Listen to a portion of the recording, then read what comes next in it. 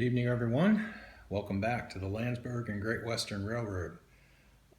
This is an update for January of 2017, and what you're looking at right now is the barn that I had built, I don't know, 3 or 4 videos ago, and I found some decals on eBay. Let me just try and get the whole barn in the shot there.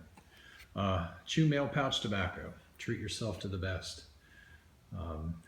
Any of you who are my age or a little bit younger, possibly, probably remember driving through the countryside and seeing these signs everywhere. The decal is a 2x3, 2 inches by 3 inches, and they're available in different sizes. So if anybody's interested, the company I bought them from has all sorts of historical type decals such as this, also new ones.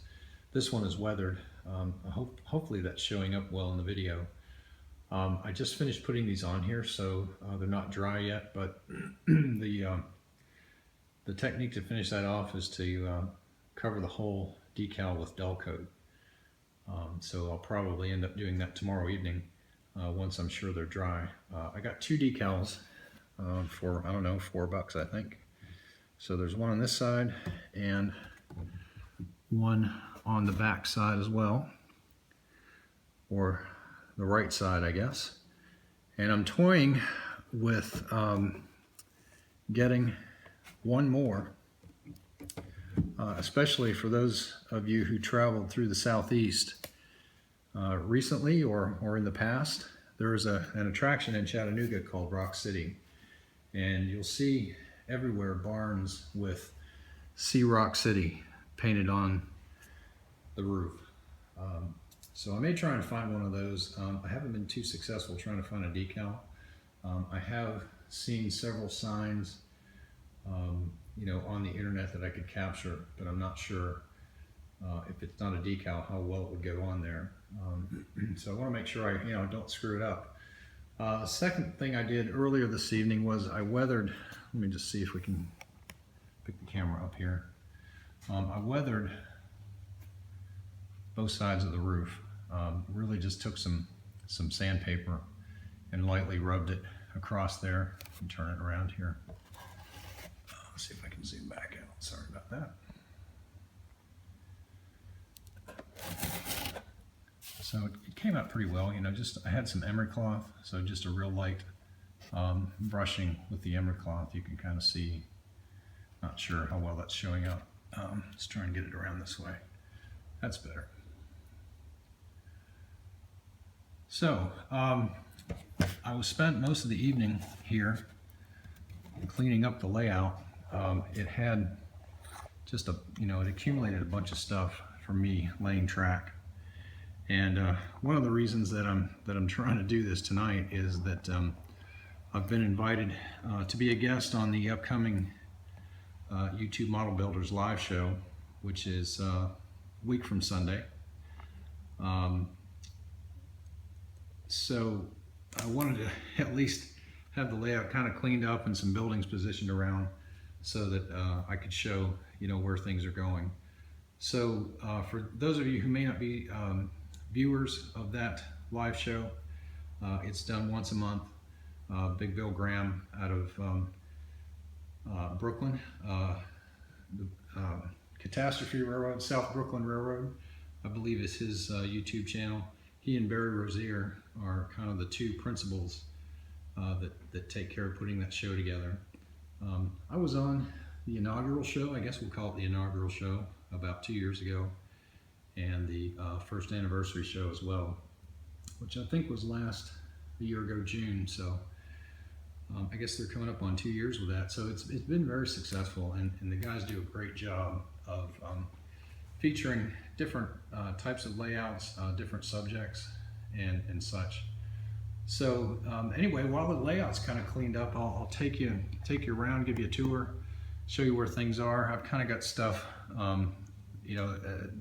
things in boxes that are going to be put together, and I think this is where they're going to go. So that's kind of why they're sitting like they are. So remember, here, starting from here on down to the other end, there's going to be a divider, a view block. So what you see here at the farm, there'll be a view block here, and on this side will be the intermodal yard, and that view block is going to come very close, probably within 3 or 4 inches of the main line here. So walking down this side, this is the intermodal yard. I've got one of my auto rack unloaders here. I have 2 more yet to be built in the package, so there'll be 3. Coming on down, I've got a Calamar crane to put together, and also a MyJack translift crane to put together. I started putting that thing together about 2 years ago.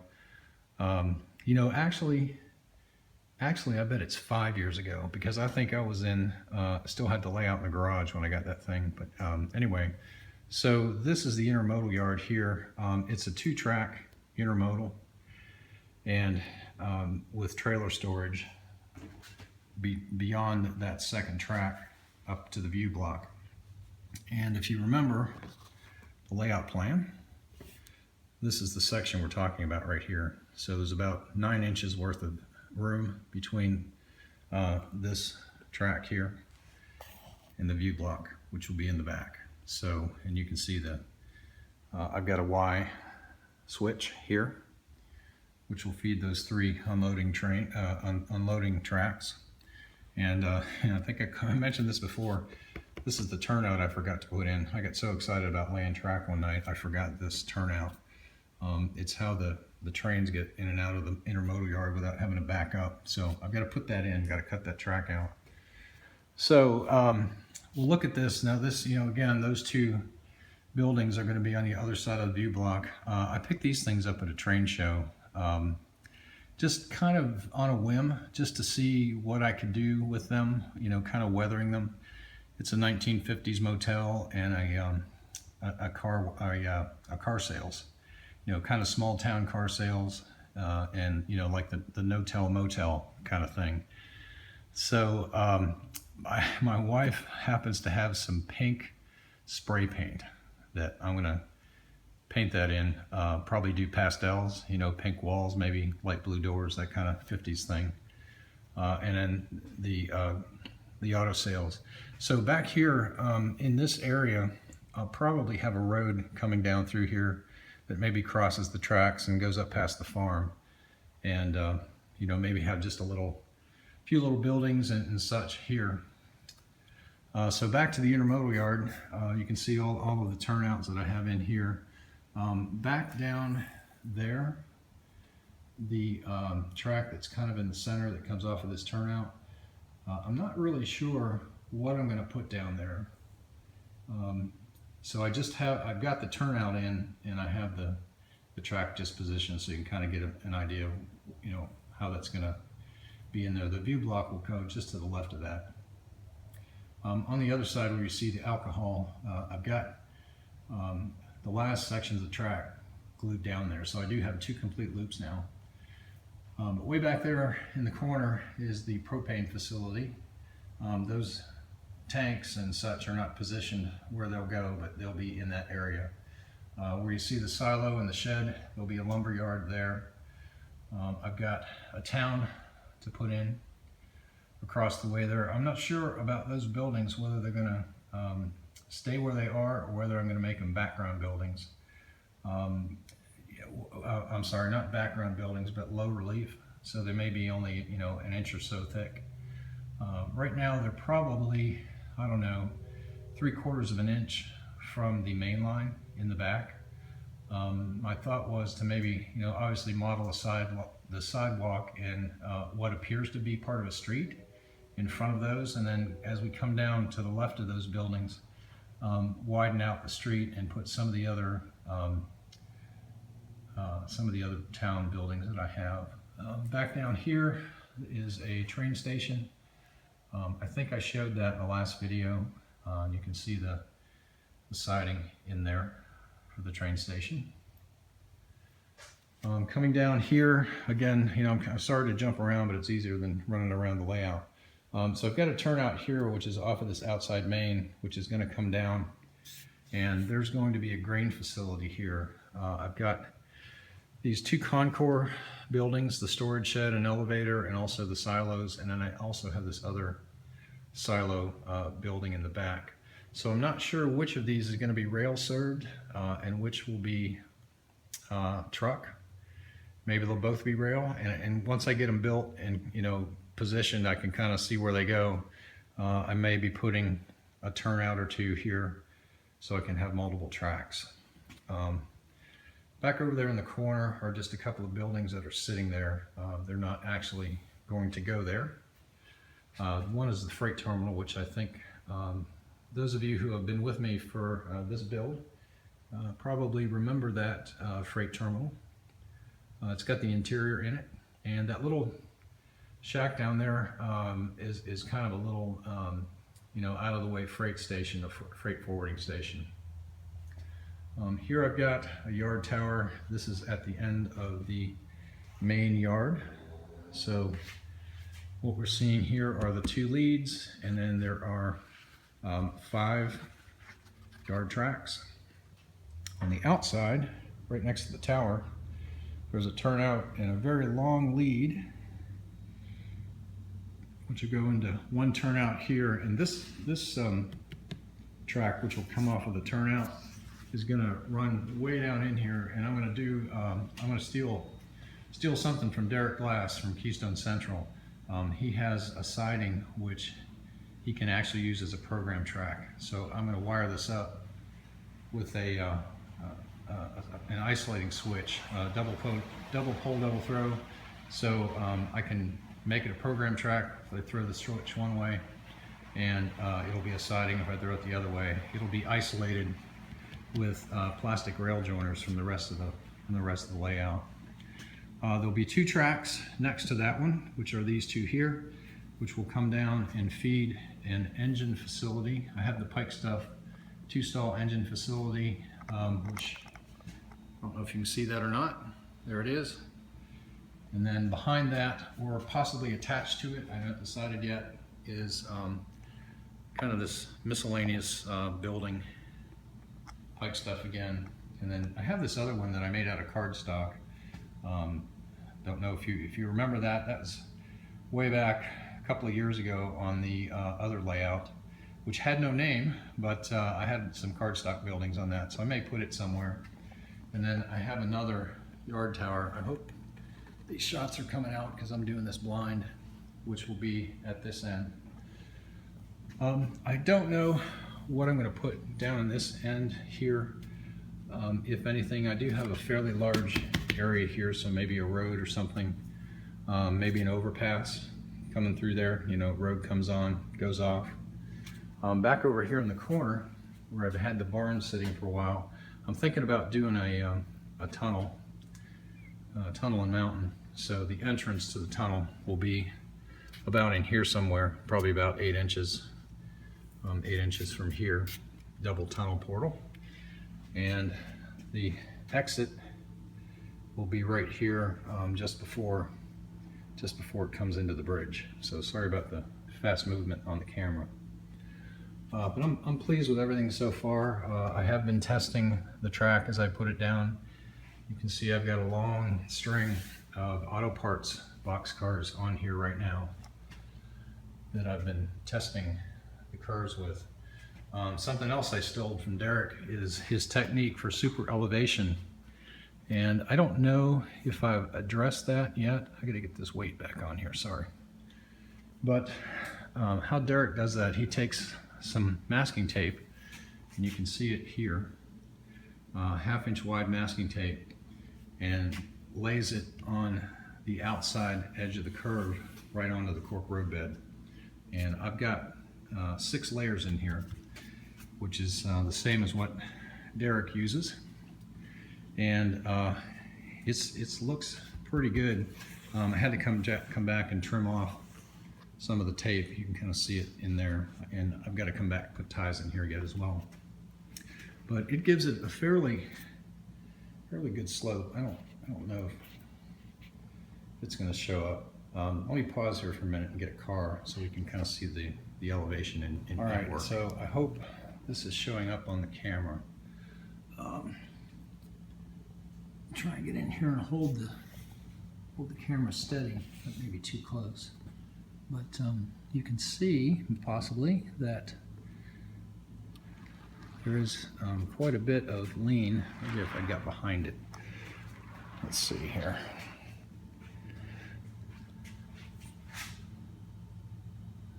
So I think you can tell right there. If not, maybe next week or next month I'll have a train running and we can see that. But anyway, the reason I point that out is, you know, the curves are, I think, minimum 22. This inside radius here is the tightest on the layout. It's a 22. And those auto parts cars are doing really well. Maybe I can get down in here and show that to you. I don't know, again, but take my word for it, they're leaning. So that's worked out really well. I've been able to run that train around those curves there with no issues. So I think really as far as updates go, that's about it. Again, I'm trying to keep things cleaned up out here as I'm going to be, as I said, on the Model Builders Live show on 21st, I believe, whatever 2 weeks from Saturday is. It's at 10 p.m. Eastern, 9 p.m. Central, 8 Mountain, and 7 Pacific. So I'll set this down here so maybe those of you who are becoming seasick will get a chance to recover. But I'm really pleased with how the layouts turned out. You know, this is the biggest layout that I've ever built, and I remember when I was in the other house and I had the room that I constructed for the layout. I was a little bit intimidated by that layout. It's kind of the saying, you know, that the dog that chases the bus all the time, you know, he finally catches the bus, and what's he do with it? Which is, you know, what do I do now? I've got this bus. And that was kind of the feeling I had when I was building that layout, because I'd never done scenery before, you know, to that extent. Never had DCC before to that extent. So I'm really anxious to see how this turns out. You know, I like to run long trains. You know, a lot of guys are into operations. I'm not really into operations that much. I will have the opportunity for switching, as you can see from all the sidings that are around the layout. But you know, I just kind of like to put some long trains on there and watch them run. It's kind of relaxing to me. And another thing, and I hope I don't lose subscribers over this, but another thing that I don't like is sound in locomotives, because to me, my enjoyment in this hobby is just coming out here, having some solitude, listening to the trains run, you know, and then maybe either working on a project or possibly, you know, doing some switching. And so I'm not a fan of sound. You know, those guys who are, you know, more power to you. I'm glad you like it. So I'm not a sound guy. So if, you know, once we get trains running, don't think your sound is not working on the video, because there won't be any, at least coming from the engines. So I don't want to keep rambling on here. Video's getting kind of long, but I appreciate all the new subscribers. I'm right at 2,000 subscribers. I checked the other day, I think there was 1997 or 1998. So possibly when I hit 2,000, if I can get a few more subscribers, maybe we'll have a contest. I have no idea what the prize will be, but you know, I've watched a lot of other guys who have done subscriber contests, and they're pretty creative. So I'll probably steal their ideas too. You know, that's what we do as model railroaders. We steal other people's ideas. So again, thanks for the new subscribers. Thank everyone for watching and for commenting and for staying with me over all these years. You know, it seems I get to the point of, you know, I finish a layout, it's almost done, and I got to tear it down. So let's hope it doesn't happen with this one. So thanks guys, and we'll see you soon.